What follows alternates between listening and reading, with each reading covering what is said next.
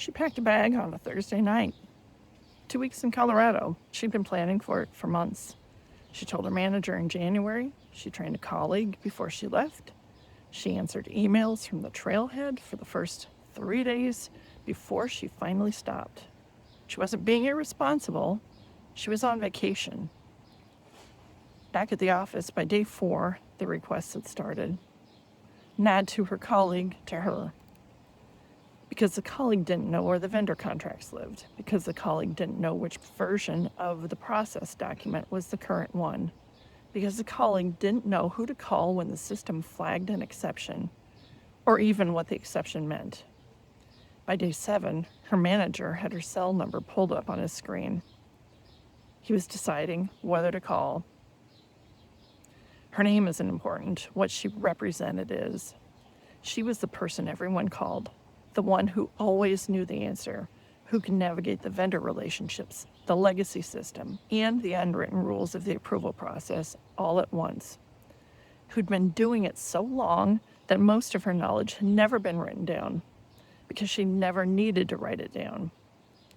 She was, by every organizational measure, exceptional. Her performance reviews said so. Her tenure said so. The way people lit up when they heard she was on the project said so. And the organization celebrated that. They promoted it. For years, leadership pointed to her as evidence that they had great people. Here's what they believed.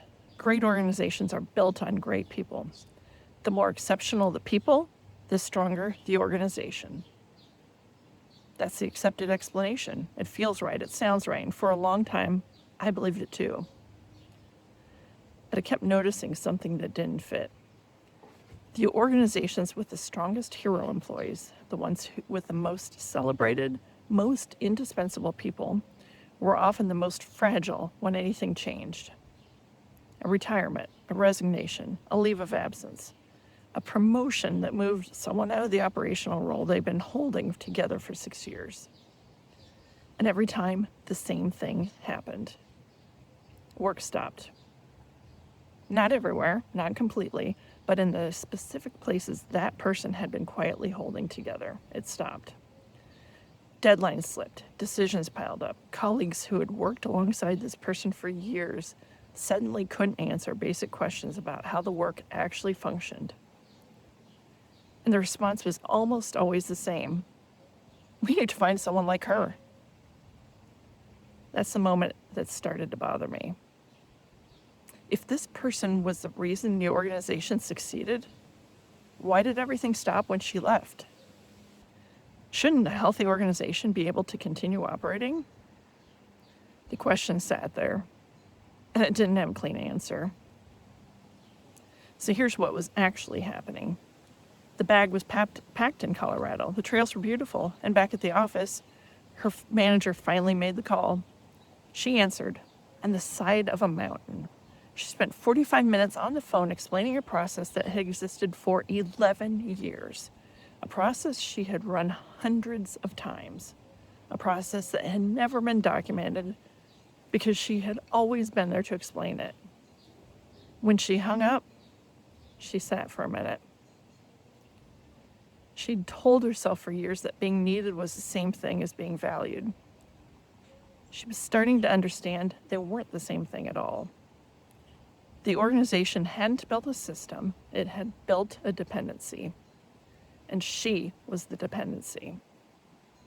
Here's what the structural clarity framework shows us about what was actually happening in that organization. There's a pattern that appears across organizations of every size and type. I call it knowledge concentration risk. It works like this. Every organization has structural gaps, places where the definition of how work should happen is unclear, places where information doesn't flow properly between people or systems, places where decision authority isn't assigned, so decisions accumulate wherever someone is willing to make them. In a well-designed system, those gaps are addressed structurally. Processes are documented, decision rights are assigned, handoffs are designed deliberately. But that takes time and it takes effort, And in the short term, there's almost always a faster solution available. A capable, knowledgeable, dedicated person who can step into the gap and keep things moving, who doesn't need the documentation because they already know, who doesn't need the defined handoff because they'll just handle it. And this is where the problem becomes invisible, because the work keeps moving, the metrics stay green, the deliverables go out on time, leadership sees a high performer and concludes the system is working. But the system isn't working. One person is working, and that person is quietly compensating for every gap the system never addressed. Let me show you where this appears through the 4 layers of structural clarity. At the definition layer, no one ever had to define what success looked like for that process because she always knew. The work was in her head, not in the system.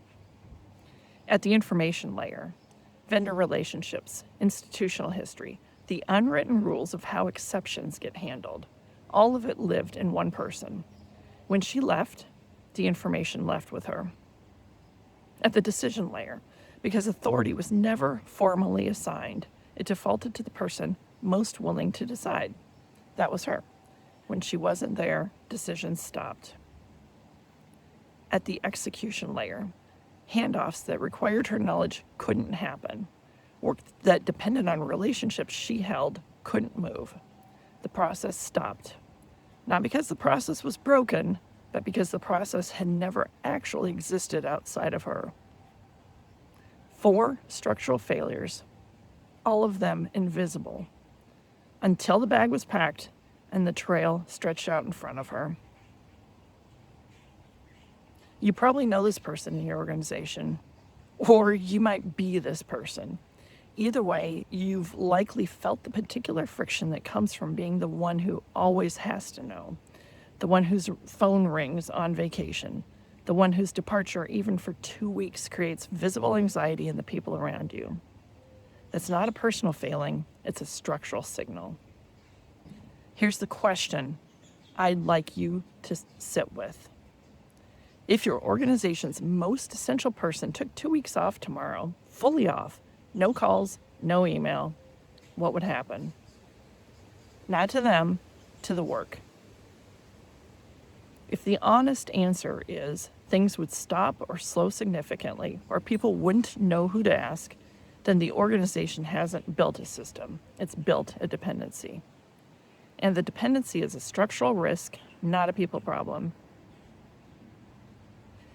The goal isn't to eliminate expertise. Expertise is an asset. Deep institutional knowledge is genuinely valuable.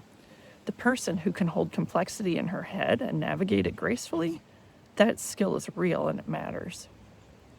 The goal is to build systems where expertise can scale, where the knowledge moves from one person into the structure itself, into documentation, into defined roles, into decision frameworks that work whether or not any one person is present. Because the strongest organizations aren't the ones with the best hero employees. They're the ones that don't need heroes to keep moving. She came back from Colorado on a Sunday. On Monday morning, her inbox had 200 messages. And she finally had the language to say what she'd been feeling for years. This isn't a performance problem. This is a structure problem. And structure problems have structural solutions. If you're thinking about how to diagnose this in your organization, I've linked the structural clarity framework in the description below. And if this video named something you've been trying to name, I'd genuinely like to hear where you've seen it show up.